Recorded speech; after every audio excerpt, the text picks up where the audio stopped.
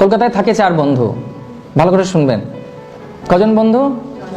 4 জন বন্ধু আনন্দ খুঁজতে যাচ্ছে। বলছে আমার এই ভালো লাগছে না, খুব আনন্দ চাই, খুব এনজয় করব, এবং সেই কারণে অনেক দিন ধরে টাকা জোগাড় করেছে।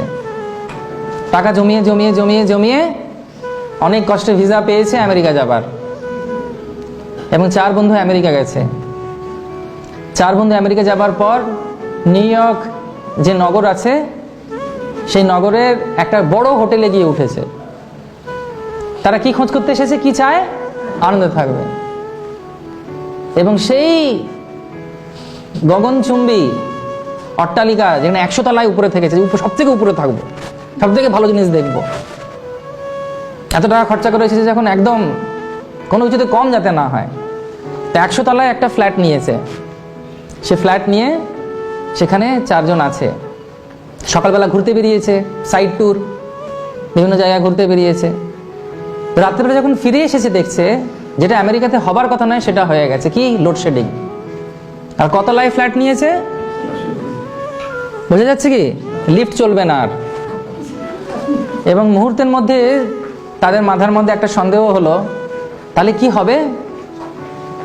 আমার তো অবস্থা খুব খারাপ হয়ে যাবে, আমাদের খুব দুঃখ হবে, কষ্ট হবে, আনন্দ করতে গিয়ে নিরানন্দের মধ্যে পড়ে গেলাম, তো কি করা যাবে? তখন ওরা নিজেরা ঠিক করলো যে 100 তলায় তো উঠতে হবে, কারণ আমরা এত ক্লান্ত, অবশ্রান্ত, এবং খাবার দাবার সব উপরেই রয়েছে। বোঝা যাচ্ছে কি? আপনারা কোথায় আছেন এখন? নিউ ইয়র্কে, ঠিক আছে? দিয়ে আমরা ওখানে তখন গেছে, তখন 4 বন্ধু ঠিক করেছে যে এই যে উপরে ওঠার কষ্টটা চলে যাবে, যদি আমরা আমাদের জীবনের কোনো কষ্ট, সব থেকে যে দুঃখগুলো পেয়েছি, সেগুলো যদি আমরা একে অপরের সঙ্গে আলোচনা করতে করতেই সিঁড়িতে উঠি, বোঝা যাচ্ছে? তাহলে সেই দুঃখ যখন আলোচনা করব, কারণ প্রত্যেক মানুষ ভাবে কি তার গল্পটা সব থেকে বেশি দুঃখের। এটা একটা আশ্চর্য ব্যাপার। আমার মতো দুঃখ কেউ পায়নি, এটা একটা ঘটনা, সবাই ভাবে তাই। তো প্রথম বন্ধু গল্প শুরু করলো, সিঁড়ি দিয়ে উঠতে উঠতে, আমার জীবনে যা হয়েছে কি আর বলবো বলে বলা শুরু করলো। সেগুলো আমরা ভেতরে যাব না কি বলেছিল, কারণ আমাদের সময় কম আছে। এরকম বলতে বলতে বলতে যখন 25 তলায় এসে গেছে, সে আর বলতে পারছে না, চোখে মুখে সব আবেগে একদম জল জমে যাচ্ছে। তখন দ্বিতীয় বন্ধু বলছে, আরে তোর কি দুঃখের কথা, তুই আমারটা শোন, কেঁদেই ফেলবি।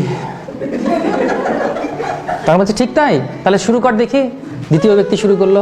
তো 25 তলা থেকে আবার ওরা উঠতে উঠতে উঠতে উঠতে 50-60 তলায় চলে এসেছে। 60 তলায় যখন চলে এসেছে, তখন তৃতীয় ব্যক্তি বলছে, তোমাদের এই দুঃখের কথা দুঃখই নয়, আমার যে দুঃখের কথা শুনবে তোমরা এখানেই অজ্ঞান হয়ে পড়ে যাবে। জরিব বাবা, তো সাংঘাতিক দুঃখের ব্যাপার। তখন বলা শুরু করেছে, বলার আগে নিজেই কেঁদে ফেলেছে। তো কিছুক্ষণ পরে সেও বলা শুরু করে করে করে আস্তে আস্তে যখন একেবারে 90 তলায় পৌঁছে গেছে, 90 তলা কি প্রায় 98 তলায় পৌঁছে গেছে, দিয়ে তখন একেবারে কান্নাকাটির অবস্থা। সবাই বলছে সত্যি সত্যি তোর মধ্যে দুঃখের কথা শুনিনি। তখন যে চতুর্থ ব্যক্তি যে বাকি ছিল, সে বলছে আমার দুঃখের কথা তোমাদের শুনে লাভ নেই।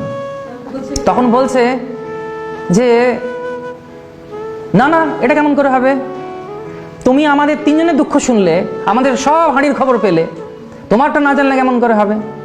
তখন বলছে দেখো, আমার দুঃখের কথা তোমরা যদি শোনো, তোমাদের কিন্তু সত্যিই খুব কষ্ট হবে, তোমরা কিন্তু সহ্য করতে পারবে না।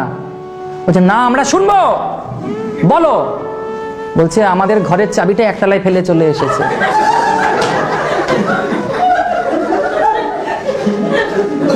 ততক্ষণ আরো 99 তলায় পৌঁছে গেছে, এবং সঙ্গে সঙ্গে যে বাকি যে 3 জন ছিল ওখানে ধপধপ ধপধপ করে বসে পড়েছে। কেন আমি এই গল্পটি বললাম, কেন এই আলোচনাটা করলাম? কারণ প্রত্যেক ব্যক্তির, মানুষের এখন অবস্থা কিন্তু এই আনন্দের খোঁজ করতে গিয়ে চাবি হারিয়ে যাওয়ার মতো। জড়জগতে প্রত্যেকে কিন্তু এই আনন্দ খোঁজার জন্য যাচ্ছে, কিন্তু সবার এই যে আনন্দের চাবিটা 1 তলায় পড়ে আছে।